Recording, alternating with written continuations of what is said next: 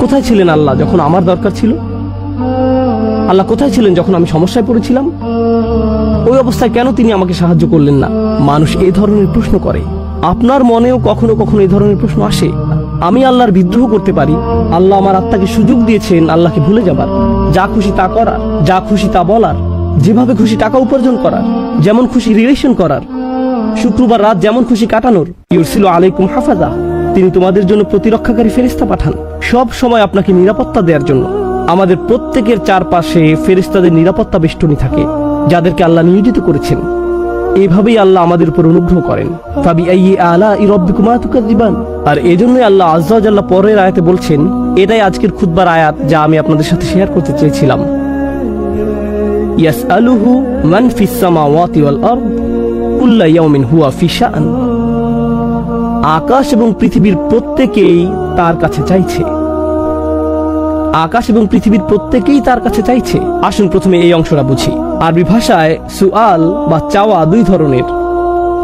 এটি আলোচনার আগে এই আয়াত নিয়ে যে কনফিউশন আছে তা বলে নেই। আল্লাহ বলেছেন প্রত্যেকেই তার কাছে চাইছে। ফেরেশতারা তার কাছে চায়, পশু পাখিরা তার কাছে চায়, আমরা তার কাছে চাই। কিন্তু কেউ এসে বলল, আমি একজন নাস্তিককে চিনি, সে আল্লাহর কাছে কিছু চায় না। আমার একজন বন্ধু আছে যে ধার্মিক নয়, কখনো আল্লাহর কাছে কিছু চায় না। আমার ফিলোসফি প্রফেসর কখনো আল্লাহর কাছে কিছুই চায় না। তাহলে কিভাবে সবাই তার কাছে চাইছে? এই জন্যই আপনাকে বুঝতে হবে আরবিতে চাওয়া শব্দটির দুটি অর্থ রয়েছে। একটি হলো সচেতনভাবে চাওয়া, অন্যটি হলো প্রয়োজন। অন্যটি প্রয়োজন। ওয়া আম্মাস সাইলা ফালা তানহার, যে চায় তাকে অবজ্ঞা করো না। এর অর্থ এটাও, যার প্রয়োজন আছে তাকে অবজ্ঞা করো না। এমন অনেক মানুষ আছে যারা অভাবী, কিন্তু তারা চায় না, কাকুতি মিনতি করে না। আর তারা না চাইলেও তাদেরকে আপনার দিতে হবে। আয়াতের অর্থ হলো আকাশের সবকিছু এবং পৃথিবীর সবকিছুরই প্রয়োজন রয়েছে, আর তারা সেই প্রয়োজন পূরণে আল্লাহর মুখাপেক্ষী।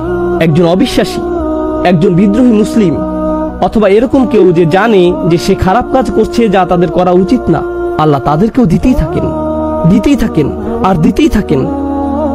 আপনাদের ভিতর যিনি 5 ওয়াক্ত নামাজ পড়েন, আর যিনি মোটেই নামাজ পড়েন না, আর যিনি এই বছর আজকেই প্রথম জুমার খুতবা এসেছেন, আপনাদের সবাইকে আল্লাহ দেন। আপনাদের মধ্যে এমন কেউ নেই যাকে আল্লাহ দেন না। আমাদের সবার ফুসফুসি আল্লাহ বাতাস দিয়ে পরিপূর্ণ করে দেন। আমাদের সবার হৃৎপিণ্ডই আল্লাহ সচল রেখেছেন।